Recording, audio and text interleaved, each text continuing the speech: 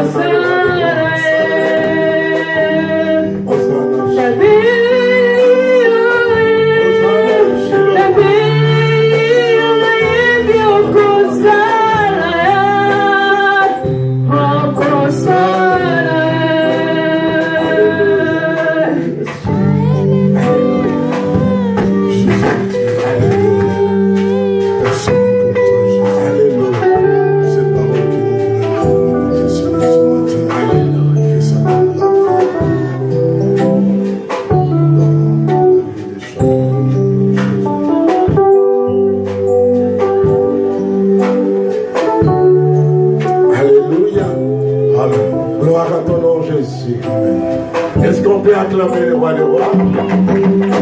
Est-ce qu'on peut acclamer Jésus? Est-ce qu'on peut acclamer le roi des rois? Acclamons Jésus parce qu'il est Dieu.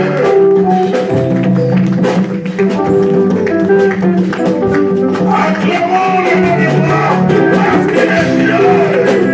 Alléluia. Alléluia. Gloire à ton nom, Seigneur.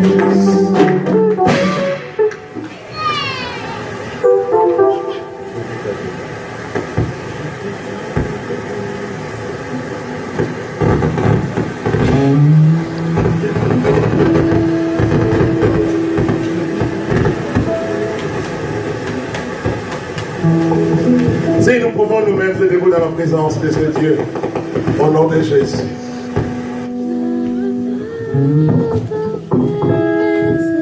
Alléluia. Si nous pouvons nous mettre debout dans la présence de ce Dieu-là. Lui qui a accepté de se mettre debout sur la croix, c'était que pour porter nos fardeaux et nos souffrances. Voilà pourquoi nous aussi nous levons dans sa présence.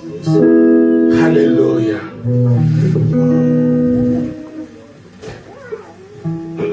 Nous allons chanter ces chants. Je vais t'adorer, Seigneur.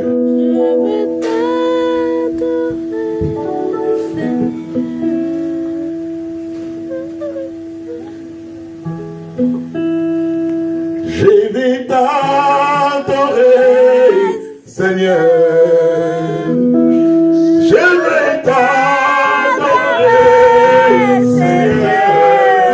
Oh, tu es digne, Seigneur. Oh, tu es digne. Oh, je vais t'adorer. Je vais t'adorer, Seigneur. Je vais t'adorer, Seigneur.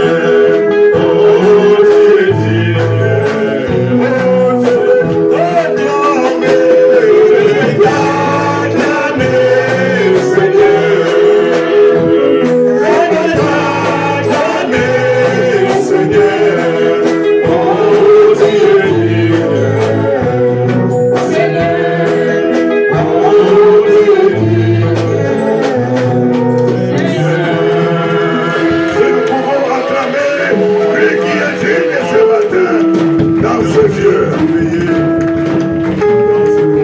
Alléluia. Gloire à ton nom, Jésus. Gloire à ton nom, le roi des rois. Gloire à ton nom, Emmanuel. Gloire à ton nom. Sois loué, le roi des rois. Sois loué, le Seigneur des Seigneurs. L'homme téléphone, le maître de l'univers, l'homme téléphone, le créateur de la terre, et tu ne laisseras rien de la chose à le Dieu appelle à l'existence ce qui n'existait pas. Alléluia. Les redoutables Dieu. Merci. Amen.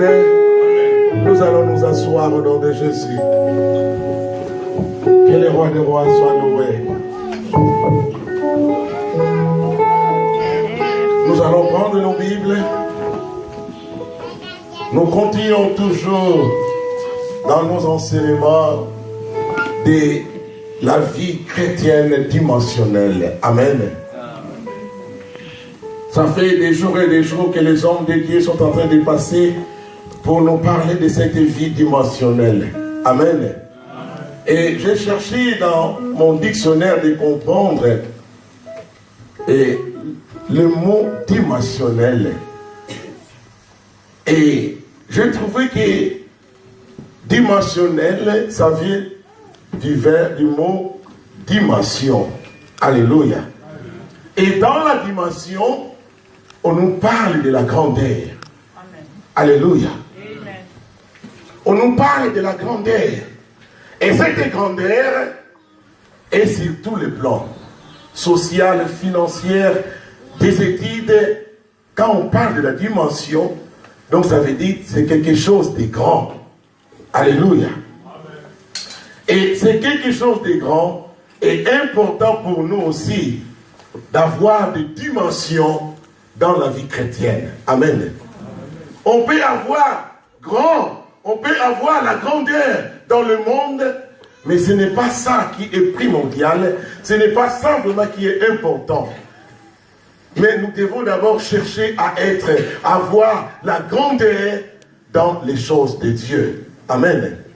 Et il n'y a que Dieu qui donne la grandeur à une personne par rapport aux relations et aux communions que nous en avons avec lui. Amen. Amen. La grandeur que le monde peut nous donner n'est pas comparable à la grandeur que Dieu donne à son enfant ou alors à un chrétien. Amen. Et voilà pourquoi nous allons prendre nos Bibles dans le livre des Actes des Apôtres, dans le chapitre 1, au verset 4 jusqu'au verset 5. Je lis la parole de Dieu. Un jour, pendant qu'ils mangeaient avec eux, il leur donne cet ordre: ne quittez pas Jérusalem, mais attendez ce que le Père a promis. Moi-même, je vous l'ai déjà annoncé. Jean a baptisé avec l'eau, mais vous, dans quelques jours, vous serez baptisés du Saint-Esprit. Alléluia. Amen. Jésus est en train de parler avec les apôtres. Il dit: je vous ai parlé tant de choses, je vous ai enseigné, mais là maintenant, bientôt, il va être l'heure où je ne serai plus avec vous. Mais de tout ce que je vous ai parlé, il faut qu'il y ait une personne qui soit auprès de vous pour vous donner la grandeur, la dimension de ce que vous avez entendu. Alléluia. Il dit: tout ce que je parlais, vous avez entendu, c'est bien. Mais il faut que le Saint-Esprit vienne et qu'il soit au milieu de vous. Amen. Amen. Et c'est par là que j'ai compris que sans le Saint-Esprit au milieu de nous, ou alors dans ma vie, même comment je vais prier, il est difficile que je puisse avoir une vie dimensionnelle. Alléluia. Pourquoi? Parce que c'est lui qui révèle des choses, c'est lui qui donne des choses qui va ramener une personne à avoir une vie dimensionnelle. Et les apôtres, en écoutant la parole de Jésus, ils ont commencé d'abord à obéir à cette parole. Alléluia. On ne peut pas avoir une vie dimensionnelle tant qu'on n'est pas obéissant. On ne peut pas avoir une vie dimensionnelle tant qu'on ne se soumet pas. La soumission, l'obéissance, le respect, c'est ce qui a ramené les apôtres à attendre et à recevoir le Saint-Esprit et alors d'avoir une vie de dimension, une vie qui était différente par rapport aux autres. La vie dimensionnelle, c'est une vie qui est différente au monde, que le monde peut chercher et il ne le trouvera pas. Pour les trouver, il faut venir auprès de Jésus. Et quand les apôtres ont entendu ces choses, ils ont dit, nous allons commencer d'abord à obéir. Alléluia. Nous allons commencer d'abord à obéir à la parole que le Seigneur nous a parlé. Et c'est alors que nous allons vivre cette vie qu'il nous a promis. Parce que Jésus leur avait dit, vous allez opérer plus que moi. Donc ça veut dire, le fait d'opérer plus, alors ça demande une vie de dimension. Sans avoir cette vie de dimension, il est difficile d'opérer. Alléluia. Alors eux, ils ont obéi d'abord à la parole de Dieu. C'est l'obéissance qui ramène un chrétien de rentrer dans une vie dimensionnelle. Et alors, qu'est-ce qui nous empêche de ne pas avoir une vie dimensionnelle? Posons-nous un peu cette question. Pourquoi moi, je n'arrive pas à avoir une vie dimensionnelle dans ma vie?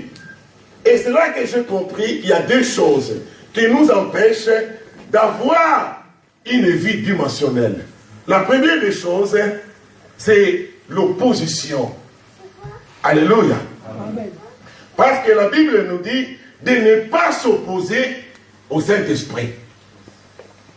Quand nous nous opposons au Saint-Esprit, ça fait nous bloquer pour ne pas aller de l'avant, pour ne pas atteindre ce que Jésus veut que nous puissions atteindre. Alléluia. Alors d'abord, de ne pas s'opposer au Saint-Esprit. Et la deuxième des choses, c'est de ne pas attrister le Saint-Esprit. Quand nous attristons le Saint-Esprit, il est difficile d'avoir une vie dimensionnelle. Pourquoi? Parce que c'est le Saint-Esprit qui opère en nous pour que nous puissions y aller de l'avant. Alors, quand nous attristons le Saint-Esprit, nous ne pouvons pas vivre cette grâce de recevoir la vie dimensionnelle auprès de Jésus. Amen. Parce que c'est Jésus qui le fait. C'est Jésus qui le donne. Nous nous abandonnons à lui et lui commence à travailler dans notre vie. Or, quand nous abandonnons, ça demande de ne pas s'opposer et de ne pas attrister. Et comment nous nous opposons? C'est par rapport de ce que nous faisons dans la maison de Dieu. Amen. Amen. Nous voulons aller de l'avant, mais nous nous opposons de ce que Dieu parle dans sa maison. Et quand nous nous opposons, ça veut dire, ça fait partie d'un refus. Je refuse de le faire. Mais les apôtres, ils ont dit, nous allons le faire. Suivant l'ordre que tu nous as donné, nous n'allons pas quitter, nous allons rester. Et comme ils ne se sont pas opposés, le miracle s'est opéré dans leur vie. La grandeur est venue dans leur vie. Alléluia. Et comment nous attristons? C'est par rapport à nos comportements. Le Saint-Esprit veut opérer. Le Saint-Esprit veut nous avancer. Le Saint-Esprit veut nous donner la grandeur. Mais nos comportements ne se marient pas avec le Saint-Esprit.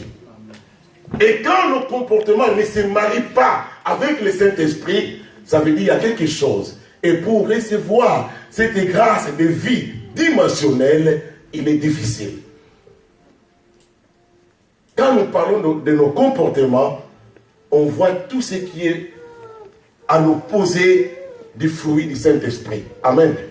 là où il y a le mensonge, l'hypocrisie, la haine, la jalousie. Parce que quelqu'un qui veut aller ou alors avoir une vie dimensionnelle, c'est une personne qui se sanctifie, une personne qui se purifie. Parce qu'il sait que si je marche avec ces choses, ça va me bloquer et je n'arriverai pas à atteindre le niveau que Jésus veut que moi je puisse atteindre. Alors il commence d'abord à ôter les choses qui attristent le Saint-Esprit dans sa vie. Alors, à ne pas opposer, à ne pas attrister, le Saint-Esprit a un grand rôle à jouer dans la vie d'un enfant de Dieu. Alléluia. Quel est le rôle que le Saint-Esprit joue dans la vie d'un enfant de Dieu? Ce n'est pas en vrai que le Saint-Esprit est venu habiter en nous. Dans l'Ancienne Alliance, la Bible nous dit que le Saint-Esprit, il venait et il partait. Mais dans la Nouvelle Alliance, le Saint-Esprit veut maintenant travailler dans la vie de l'homme pour lui donner de la valeur, de la grandeur, de la puissance et d'aller de l'avant. Amen. Il dit, maintenant je vais demeurer au milieu de mon peuple. Alors comme il veut demeurer, il a un rôle à jouer dans la vie de chacun de nous. Amen. Quel est le rôle dans la nouvelle alliance que le Saint-Esprit peut jouer? Le Saint-Esprit commence d'abord à régénérer une personne. Alléluia. Amen. Sans la régénération, il est difficile qu'un enfant de Dieu puisse avoir une vie dimensionnelle. Alors le Saint-Esprit commence d'abord à travailler la vie de cette personne. Il commence d'abord à régénérer, ça veut dire rétablir ce qui était détruit dans la vie de la personne et les rendre encore nouvelles. Amen. Alors, lui, il vient pour rétablir, parce qu'en nous, il y avait des choses qui étaient détruites. Alors, le Saint-Esprit va venir pour régénérer, afin qu'il commence à reconstruire ce que l'ennemi a détruit en nous, pour qu'il soit maintenant en marche. Et le Saint-Esprit, il remplit la personne. En lui remplissant de sa puissance, c'est là qu'il va commencer de lui conduire. Amen. Amen. Parce que si le Saint-Esprit ne te conduit pas, tu ne peux pas avoir une vie de grandeur. Alors il faut que le Saint-Esprit te conduise pour avoir cette vie de grandeur. Amen. Amen. Alors le Saint-Esprit, il équipe la personne. Si nous voulons avoir une vie dimensionnelle, il faut d'abord accepter que le Saint-Esprit m'équipe, que ma vie soit équipée par lui-même. Non par un frère, non par une sœur, mais par lui-même, le chef des chefs. Alléluia. Alors quand le Saint-Esprit équipe, il nous équipe par rapport à quoi? Par rapport à la parole de Dieu.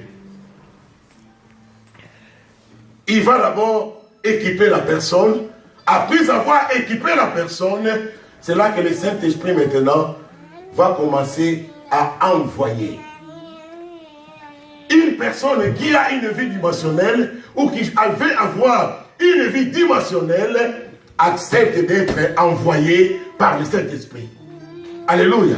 Amen. Et le Saint-Esprit ne nous envoie pas dans le débauche, mais il nous envoie dans la sainteté. Il nous envoie dans la maison du Père pour œuvrer. Alléluia. Alors, une personne qui refuse l'envoi, il ne peut pas avoir une vie dimensionnelle dans sa vie. Amen. Amen. La vie ne sera que je parle en langue. Mais tu parles en langue, mais la dimension de parler en langue n'est pas en toi. Parce que même dans le parler en langue, il y a des dimensions. Alors il faut d'abord accepter que tu sois envoyé. Alléluia. Et le Saint-Esprit, il unit le rôle du Saint-Esprit. Il unit ceux qui veulent avoir une vie dimensionnelle. Il ne divise pas, il ne sépare pas, mais il unit son peuple pour leur fournir la grâce d'avoir des dimensions chrétiennes que le monde n'a jamais vécues. Et le Saint-Esprit, son rôle, c'est de sceller la parole de Dieu dans la vie d'une personne.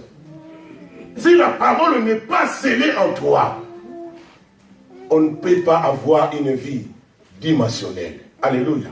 Alors voilà son rôle, il vient pour sceller. Et quand le Saint-Esprit, il scelle la parole, il n'y a personne qui peut encore le voler. Alléluia. Amen. Pourquoi? Parce que la personne a accepté de s'asseoir et lui maintenant il va faire son travail, il va sceller la parole. Et quand la parole est scellée dans la vie d'un enfant de Dieu, cet enfant de Dieu ou alors cette personne ne verra que la grandeur, l'élévation. Il ne verra que la puissance de Dieu dans sa vie. Parce que la parole de Dieu est scellée en lui. Comme la Bible nous dit, cette parole que je vous donne est vie, et esprit est vie. Alors comme l'esprit est vie est rentré en moi, je dois y aller de l'avant. Je dois avoir une grandeur. Parce que la grandeur que le Saint-Esprit cherche en nous, c'est pour faire trembler le monde. Alléluia. Cette grandeur, c'est pour faire trembler l'ennemi. Quand l'ennemi voit à une personne où il y a la dimension, il a peur de s'approcher auprès de lui. Alléluia. Amen. Et alors, il vient pour sceller la parole, sceller. Et voilà le rôle du Saint-Esprit. Mais pour que le Saint-Esprit arrive de faire ce travail dans la vie d'un enfant de Dieu, il faut être obéissant. Alléluia. Il faut être fidèle. Et les apôtres, en acceptant ces choses, si nous partons dans le livre des Actes, chapitre 2, c'est là où nous allons vivre la grandeur de la puissance de Dieu auprès des apôtres. Alléluia. Ils ont accepté, ils sont restés dans la maison, ils n'ont pas quitté, ils ont accepté d'être formés. C'était l'école du Saint-Esprit. Ils étaient rentrés dans la chambre. Et la chambre était l'école de la formation. Et voilà la cause que celui qui ne veut pas être formé ne peut pas avoir une vie dimensionnelle. Amen. Amen. Et eux, ils ont accepté. Ils ont réussi la formation. Le Saint-Esprit a scellé la parole. Et quand le Saint-Esprit a scellé, c'était maintenant la démonstration dans le livre des Actes, chapitre 2. Le Saint-Esprit lui-même maintenant va commencer de mouvoir dans la vie des hommes qui étaient fidèles, obéissants, qui ont accepté de se soumettre. Il a commencé maintenant à transformer leur vie. Là où la Bible nous dit, il y a un vent impétueux qui est rentré dans la chambre et ils ont commencé à parler en langue. C'était le jour où les apôtres sont rentrés dans la vie dimensionnelle de sortir et aller témoigner le nom de Jésus. Amen. À cause de l'obéissance, de la fidélité, du respect. Et ils ont ôté les choses qui peuvent attrister le Saint-Esprit. Nous venons même à l'église, mais nous avons des choses qui attristent le Saint-Esprit jour et nuit. Mais nous voulons avancer avec ce Dieu-là. Et comme ces choses, nous ne voulons pas les ôter dans nos vies, ces choses sont devenues mignons dans nos vies, ça bloque le Saint-Esprit de libérer, en fait, que nous puissions réussir dans la mission que Jésus nous a donnée. Amen.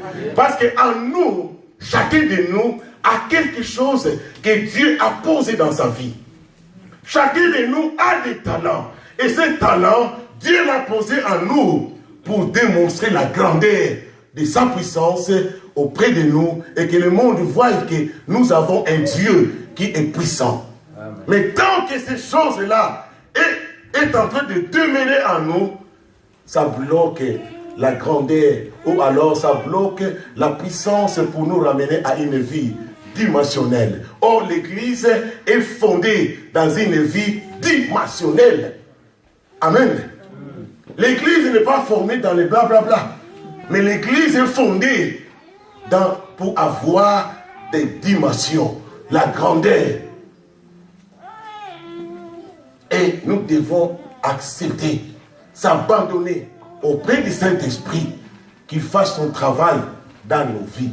Amen. Amen. Alors si le Saint-Esprit ne fait pas son travail, il est difficile que nous puissions vivre cette grandeur que nous cherchons. Si nous regardons dans le livre des 2 Rois, chapitre 2, dans le verset 9, nous allons voir un homme qui s'est soumis, qui s'est laissé faire. Un homme qui a accepté auprès d'une personne qui est Élie. Amen. Cet homme, il cherchait à avoir une vie dimensionnelle. Même les disciples d'Élie ne comprenaient pas pourquoi Élisée était derrière Élie. Parce qu'il voulait des dimensions. Il voulait aller de l'avant. Il voulait vivre la puissance de Dieu. La vie dimensionnelle, c'est vivre la puissance de Dieu en toi ou en soi. Tant que je suis chrétien et que je ne vis pas la puissance de Dieu dans ma vie, ça veut dire que je n'ai pas encore atteint le niveau. Or, nous devons y atteindre le niveau. Pourquoi nous allons atteindre le niveau? Parce que le jour que Jésus a crié, tout est accompli, la Bible nous dit que les rideaux étaient déchirés. Alléluia.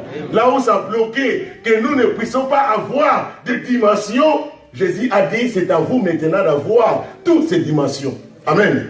Ce n'est plus aux grands sacrificateurs, mais c'est à tous ceux qui m'ont accepté, tous ceux qui ont abandonné leur vie à moi, ont droit d'aller de l'avant et avoir la grandeur dans ce monde. Amen. Tout enfant de Dieu a droit à la grandeur.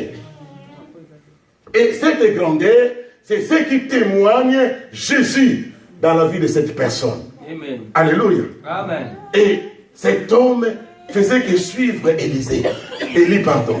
Alors un jour, Élie lui demande, mais ça fait longtemps que tu es toujours derrière moi. Que veux-tu que je fasse de toi? Cet homme n'a pas demandé l'argent. Il n'a pas demandé les habits. Il n'a pas demandé les parcelles. Il n'a pas demandé les enfants ou la femme. Mais il a dit, je vais recevoir le double. Je vais le double. Le double de la portion. Et cette portion, ça ne vient que du Saint-Esprit. Amen. Je vais le double. Et nous demeurons dans l'église, au lieu de chercher la dimension, pour que la dimension appelle le miracle, mais nous courons vers le miracle, nous abandonnons la grandeur. Les contraires des choses, les contraires de l'église. Or, l'église doit courir à recevoir la grandeur, parce que le miracle n'est rien devant la grandeur de Dieu dans nos vies. Amen. Amen. Alléluia. Amen. Et cet homme m'a dit, moi, je veux que le double. Parce que si tu me donnes le double, le monde verra que je suis de Jésus. Alléluia. Amen. Alors, tout enfant de Dieu qui veut la grandeur, il faut que l'onction bouillonne dans lui. Il faut que l'onction coule dans sa vie. Et c'est ça, la grandeur que le Saint-Esprit est venu pour nous communiquer. Amen. Alléluia. Amen. Ce n'est pas la grandeur de critiquer, ce n'est pas la grandeur de la haine, mais une grandeur qui demeure dans l'amour pour la gloire de Dieu. Amen. Sans l'aide du Saint-Esprit, il est difficile pour une personne d'avoir une vie dimensionnelle. Alléluia. Amen. Il faut qu'il y ait l'aide du Saint-Esprit. Pourquoi? Parce que le Saint-Esprit, il travaille à la personne qui s'abandonne à lui. Amen. Amen. Si nous lisons dans la Bible, dans le livre des Jean, nous allons voir, il y a un homme qui n'était pas chrétien, mais la Bible dit qu'il craignait Dieu. Et par cette crainte, le Saint-Esprit a travaillé dans la vie de cet homme. Et c'est ce que nous devons chercher. Avant de couler, de courir vers les dimensions, de courir vers la grandeur, regarde d'abord ta vie. Est-ce que je suis convenable pour recevoir cette grandeur? Il y a des fois, nous recevons des choses que nos corps ne peuvent pas supporter et ça nous détruit. Or, quand nous commençons d'abord à soigner nos vies, quand nous allons recevoir la grandeur, ça ne sera qu'une bénédiction pour nous. Ça ne sera qu'une force pour nous. Mais nous cachons la vie antérieure pour venir se démontrer que Dieu donne-moi ta puissance. Cette puissance, ça va travailler par rapport à quoi? L'onction, ça va travailler par rapport à quoi? En toi, il n'y a pas le respect, il n'y a pas la crainte. Mais nous demandons l'onction, nous demandons la puissance. Voilà pourquoi dans d'autres églises que les gens tombent en croyant que c'est Dieu qui opère. Mais ce qu'il a demandé est plus puissant par rapport à sa vie qui est sale. Alléluia. Mais commençons d'abord à ôter ce qui n'est pas de Dieu. Et courons vers la grandeur. Si Dieu ne nous perd pas, ce n'est pas ce Dieu-là que nous invoquons. Parce que le Dieu d'Israël, quand il voit que là c'est bon, il sème ses affaires. Dieu cherche là où impacter sa puissance. Amen. Depuis le ciel, il regarde la terre, par où je vais poser mes bases. Parce que nous travaillons dans l'armée. Or, comme nous sommes des combattants, Dieu veut impacter nos vies. Mais à qui que Dieu va impacter? À qui que Dieu va donner la grandeur? Or, la grandeur que Dieu va mettre dans nos vies, dans cette église, va faire trembler la vie de Paris. Alléluia. Une vie dimensionnelle, c'est pour faire trembler le monde d'occultisme. Alléluia. Mais maintenant, c'est eux qui prennent la grandeur et nous la baissons. Mais la puissance n'est pas donnée à ces gens-là. La puissance est livrée pour nous. Alléluia. Amen. Nous devons les connaître et vivre avec lui une relation personnelle. Alléluia. Amen. Un enfant de Dieu doit vivre une relation personnelle avec le Saint-Esprit. Et cette relation personnelle produira une vie dimensionnelle. Une relation personne à personne. Mais ce n'est pas n'importe quelle personne. C'est la personne du Saint-Esprit qui est Dieu.